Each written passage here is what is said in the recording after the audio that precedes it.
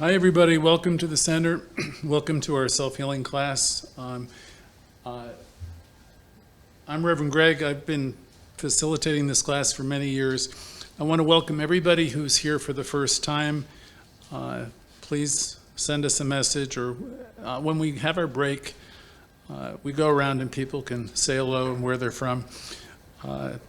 We have a very large class on Thursdays, and it doesn't surprise me because this material has been around for quite a long time, and it's associated with First Center. Louise had her practice here. She got her education here from Raymond Charles Barker.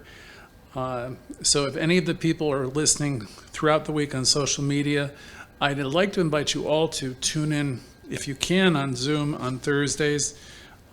Because then you have the benefit of interacting with us. And the community time is really wonderful. Everybody responds to what has been presented.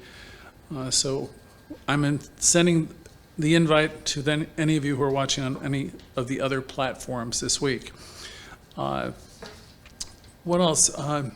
Jimmy made announcements. We're going to be doing another class, and I saw an advertising piece saying it was a Louise Hay class on Tuesdays coming up in July. It isn't a Louise Hay class. It's a New Thought class, a Science of Mind class. It's very affordably priced, and if anyone has a challenge or needs a scholarship, please get a hold of the office and we will work it out for you, because we want to make sure everybody can attend. So, as I say, I've been facilitating one of the Louise Hay classes ongoingly since 1987. And I want to start with a reading from You Can Heal Your Life, which is Louise Hay had several books. This book I'm holding is the one that became the international bestseller with upwards of 66 million copies sold. So she starts out in that very same book by saying, "In the infinity of life where I am, all is perfect, whole and complete. And yet life is ever changing. There is no beginning and no end. There is a constant cycling and recycling of substance and experience. Life, wonderful life, is never stuck, static, or stale, for each moment is ever new and fresh." And then she affirms, "I am one with life. I am one with the very power that created me. And this power has given me the power to create my own experiences. This means I can create my life in freedom. I am the decider in my own life. I am able to choose what to think and how to think in any way I want. I am the only thinker in my world." So we can take that in tonight. Each of us are the only thinkers in our world. "Every moment of life can be a new beginning. There is power for good in the universe, and you can use it. You are using it with every thought you think. Every moment is filled with possibility, and every moment is filled with promise. Every moment can be a new beginning, where we can move from old concepts that we hold to new and more expansive ones. We are glad to let go of lesser ideas that we harbor for new and more expansive ones." And so then she would say to her class, "Say with me, all is well." So you can say that to yourselves, all is well. And then next, all is well in my world. Today, we're focusing on a very important subject for anyone who's dedicated to a path of growth and a path of expansion. Today we're going to be looking at the idea of releasing and letting go. We've said it before, because we continually create our own problems, right? So we've said it before. It's really important that we begin to identify that which no longer serves us. Many of the ideas that we have within us that maybe might have protected us when we were kids or younger, or that were passed on by our parents, aren't necessarily necessary, or they don't help us anymore. So it's really important that we begin to identify the things that we are spinning within ourselves that don't serve us. We're not children anymore. I'm assuming, I'm looking around. So let's think of some examples. For some people, it's always important to get in the last word. I don't know if that's you. I don't know if it's probably been me, where you're involved in a discussion, you have to be right. So you might want to look at that. Is it really that important to be right in every and all discussions? Is it worth losing your cool? Is it worth losing your calm when, say, your family members don't do what you think is best? Or when you get upset when people don't behave or act the way you think they ought to? We have what was taught to me quite a long while ago. We have this relationship with this inner power. We have an internal guidance system, if you will. So when we're off, we know that we're off. We really don't need anybody to tell us. We know ourselves. When we are reacting to people, or we're in a bad place, or we're angry or frustrated, you're feeling guilty, nobody has to tell you about that. But it's important to ask yourself what's going on when you find yourself in reaction. And from a great therapist, probably 25 years ago, her name was Joyce, she always asked this question: whose problem is it? See, when you're giving your power away, when I'm giving my power away, and I have a need to be right, or I'm embroiled in some thing, who's got the problem? And that was such a question. Every week I would be given that business card. Whose problem is it? So the question is, are you making your life and your problems about somebody else? Because that's always going to be a mistake. I was taught to me in 1980, if I've got a finger pointing here, I have three pointing right back at me. So, or there's another cliche, if you spot it, if you spot it, you've got it. So, yeah, people are doing the best they can with what they know. And we're trying to be more mindful of ourselves and what we're saying, what we're doing, how we're reacting, and how we give our power away all over the place and every day. Now, some of you have been doing a lot of work in yourselves, and you are like still water. Still water in that nothing really bothers you very much, because you're being about your Father's business, as they say, or really you're in a place like Terry Cole Whitaker described, in her book, What You Think of Me Is None of My Business. You're really not disturbed by the things that are going on in the world, because you really have come to understand that your business is to take care of your inner state, your consciousness. I recall a beautiful passage from a book that I will share with you. This is a book I studied years ago also. The passage is, "The peace of God is my one goal. Experiencing peace and this connection is my one goal. It's my purpose, my function, and my life."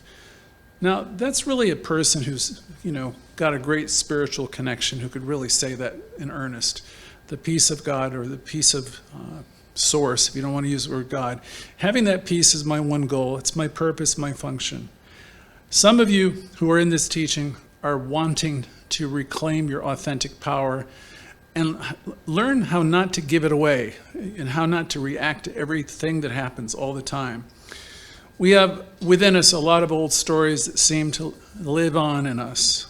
And they could be things that have been going on within us in our family for generations. So these old stories of who's right, who's wrong, and all of that type of stuff, and they stem from our upbringing, and we've also amplified them in our own life story. So these stories oftentimes do not serve us in any meaningful way anymore, and yet it's like they're there before they prevent us from being in a new moment. So we want to look at these types of things that are coloring, shaping us, preventing us from being fresh and new and alive in a new moment. So we want to do this so we can begin to do the spiritual work that Louise Hay was all about, so we can release whatever is still lingering within us. If we are striving toward living in a place of calm and peace, we want to let go of the things that get in the way of that. Recently, I spoke about the practice. I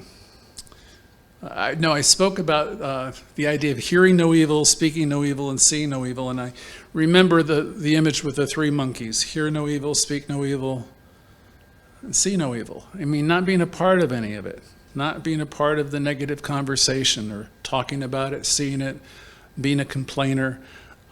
It's a bit of a challenge, but that really is what we are learning to do in our self-healing classes.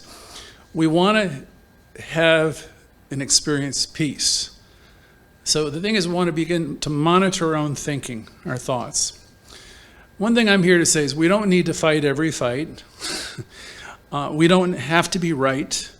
We can live and we can let live. That's a saying of, I think, all the 12-step programs. We can live and let live, knowing that everyone is doing the best that they can. I remember a term that I was studying when I was studying world religions, and I think it came from Buddhism, and it could apply here for tonight's class. The word is equanimity. Equanimity is defined as a gentle way of life, a state of conscious wisdom and freedom, where there's a great it's a great protector of love and compassion. Such a mind filled with equanimity is abundant, it's exalted, immeasurable, without hostility, and without ill will. And it's filled with positive expectancy. Now, I'll ask the question myself too, is that you yet? Are you filled with equanimity? Maybe not, because, or maybe not every day and all the time.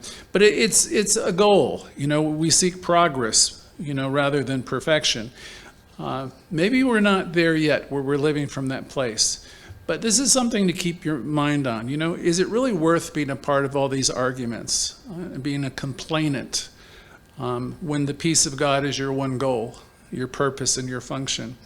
So I would say for myself, and I will offer probably for a lot of us, there's still work for us to do. I know it's so for me. So this class and this material is always good, doesn't really get old. It doesn't matter if you're a newcomer to our teaching or if you've been working with this teaching for a long time. If you are in a place you notice through the week and you're reacting to something or someone, it's probably a habit, a way of thinking, or it could be towards a person. Maybe now it's time to take another look at the whole situation or the person and yourself and how you're reacting. Maybe there's another way to do it. All of us in this teaching are growing and we're evolving. This is true of the whole world, by the way. The whole world is evoluting along. We're growing, I'm growing, you're growing, we're all growing. And the final chapter has not been written for any of us yet. So we're here to pursue a life of happiness and greater creativity and greater self-expression. I know for me that there's many things I could still be releasing. And it's always a good place to start. The good place to start is where you notice that you're being critical. Louise Hay in that section said, she does not like the word should, because wherever it's being used, it indicates patterns of rigidity.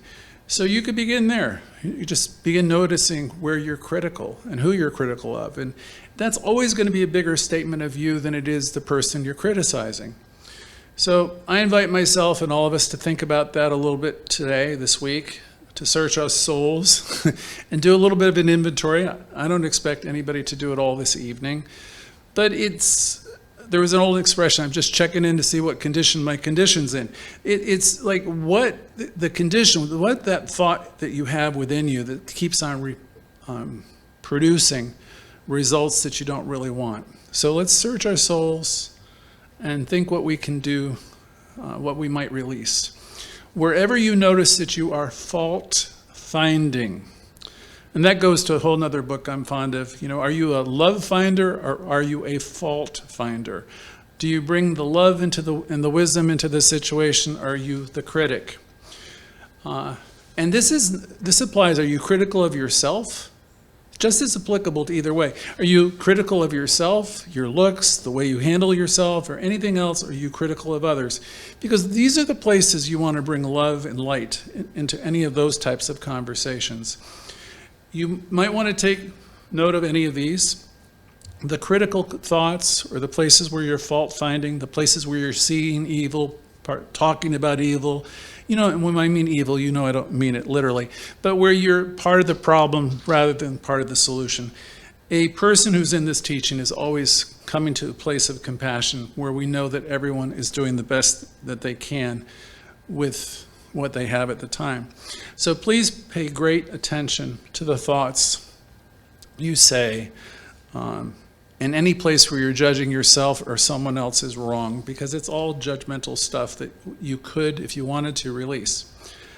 If you could accept the idea that the whole world is evolving in divine order, then you get to give yourself a bit of a pass, and you get to release the need to be upset about others and understand that all of life is evolving and evolving in light. And you can look at your own life and you can see how much you've grown in the past year or 5 years or 10 years, and you can smile and you can be grateful, and you can realize also that it's happening world over with everyone.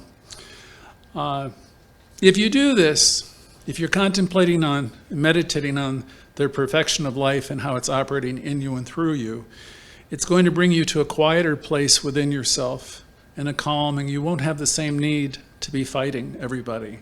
You'll have much less to say because you're starting to understand more and more that everyone is in the divine right place doing the best that they are able to. Most importantly, you're doing the best you can. So I would love you to take in the idea from Louise Hay, which is, I love, accept, and approve of myself. If you could say that to yourself tonight, I love, accept, and approve of myself exactly as I am. And that might even be when you know you've made a lot of mistakes, in recent years or times. It's really helpful to say, I love, accept, and approve of myself exactly as I am. So it's important to give yourself that boost and find a way to do those messages. We have many spiritual affirmative prayers that are designed for you to build up that confidence, that inner self-knowing, because there's something within a lot of us that's very, very critical, and it's really wreaking havoc in our lives. Our classes are never designed to make anyone feel bad, by the way. So there's anything we ever say that's trying to upset anybody. But we're trying to give information that can empower you and give you the tools to let go of limiting ideas and things that are keeping you stuck. Everyone that you encounter is an individualization of spirit. So the last thing we want to do is to be judging anybody for where they are, we are. We're always drawn here to compassion for ourselves and others. We want to release the need to blame, release the need to complain, release the need to play the blame game. This is not who we are. We have not come here to do that. We've come here to build ourselves up and to build others up. As you learn to live what's called the affirmative life more and more, you will opt out of all those lesser conversations. They simply won't interest you. It might go on around you, and you're just going to step aside more and more, and you will release the need to participate in that. Increasingly, you will release the need to live in disturbance, upset, or complaint. We come to understand that as you practice this, that you're living in a spiritual system and life is responding to you. And that all of us, again, are individualizations of this one life, this spirit. And as you do that, you're going to start to have an unusual compassion towards life, towards people here and everywhere, the plight of all human beings. And I realize as I'm putting this class together, some of you won't buy it. You kind of like be locked into who's right and who's wrong. You've got to avenge this person or avenge that and all of that. And certainly that's your choice, because most of the world does it that way. Most of the world lives in reaction all the time to everything and everyone.